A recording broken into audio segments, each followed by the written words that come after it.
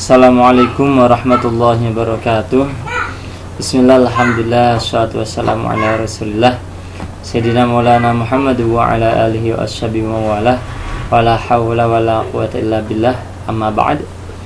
Pada segenap mahasiswa, mahasiswi akidah filsafat Islam yang kami banggakan, di sini kita hari ini akan belajar bersama, yakni terkait tema sejarah masuknya Islam di Indonesia. Tadi dari teman pemakalah sudah men-share tulisan makalah yang membahas tentang masuknya Islam ke Indonesia. Tapi tadi pembahasannya juga sudah sampai ke Wali Songo. Meskipun nanti akan ada tema khusus membahas tentang Wali Songo, tadi sudah disinggung juga. Kita tahu semua bahwa di Jawa ini ada Wali 9, yakni di Kudus ada 2, yakni Sunan Kudus dan Sunan Muria. Lalu ada Sunan Kalijogo, Sunan Gunung Jati. 4 itu berada di Jawa Tengah, Jawa Barat. Jawa Tengah 3, Jawa Barat 1.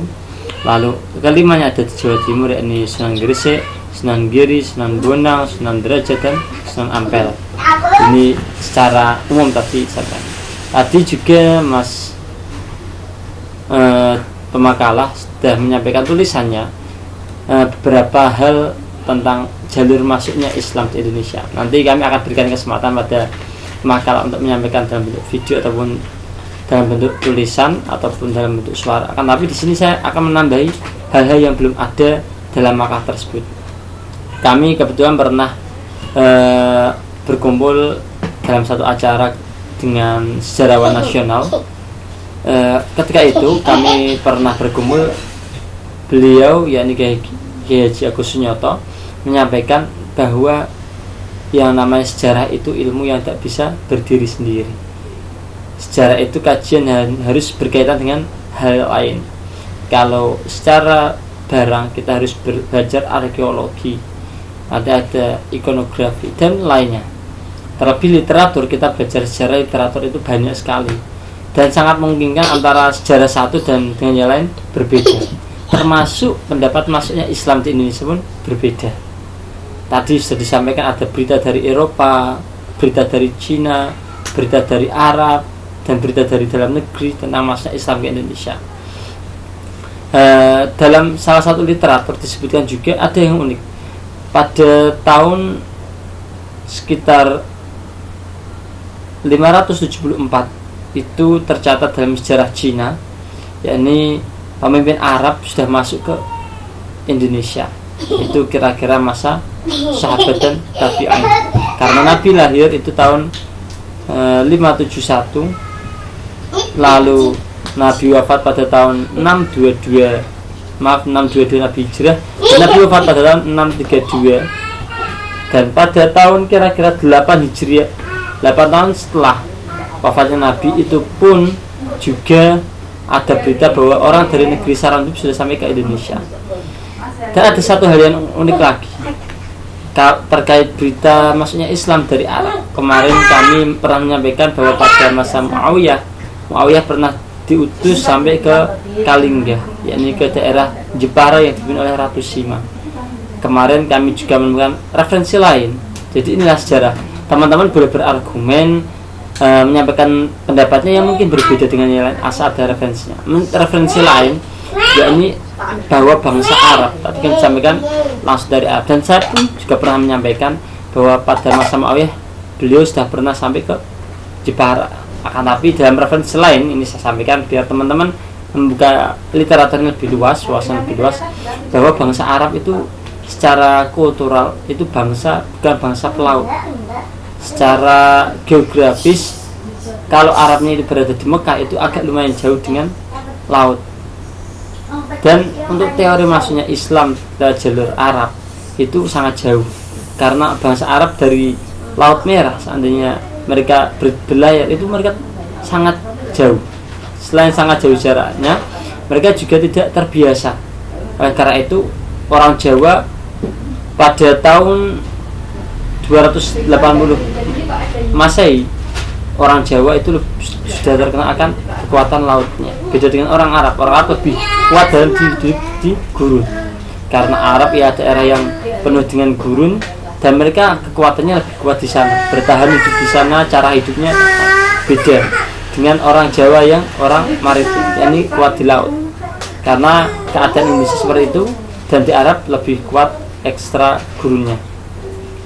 Bahkan ada satu riwayat bahwa Sayyidina Umar itu pun seorang khalifah Rasulullah, itu diriwayatkan beliau pernah dan baru pernah melihat laut itu pun ketika beliau ekspansi wilayah sampai ke Palestina, itu terkait bagaimana bangsa Arab. Sehingga ada yang mengatakan mengcounter bahwa teori masuknya Islam dari Arab itu, dari Arab langsung ke Indonesia itu sangat sulit, sehingga mungkin kan jalur masuknya Islam ke Indonesia itu tadi yang saya sampaikan juga 8 tahun ada orang dari Arab ke Indonesia itu melalui jalur darat. Karena apa? Karena jalur darat itu orang dari Arab itu melewati ke India, lalu nanti baru sampai ke Indonesia itu lewat jalurnya jalur darat. Dan orang Cina, orang India itu mereka memang terbiasa dari jalur laut. Karena apa? Karena jalur Indonesia ya jalur sutra. Kalau teman-teman lihat di Globo itu bisa melihat bahwa Indonesia itu kalau orang dari India mau ke Cina itu melewati Indonesia. Terutama di Selat Malaka zaman dahulu di Sriwijaya itu sudah kuat dengan kekuatan lautnya. Bahkan di wilayah sekitar Indonesia pun sampai ke Thailand itu pun dulu termasuk wilayah Sriwijaya karena kekuatan lautnya yang sangat kuat. Sehingga banyak riwayat terkait masuknya Islam ke Indonesia.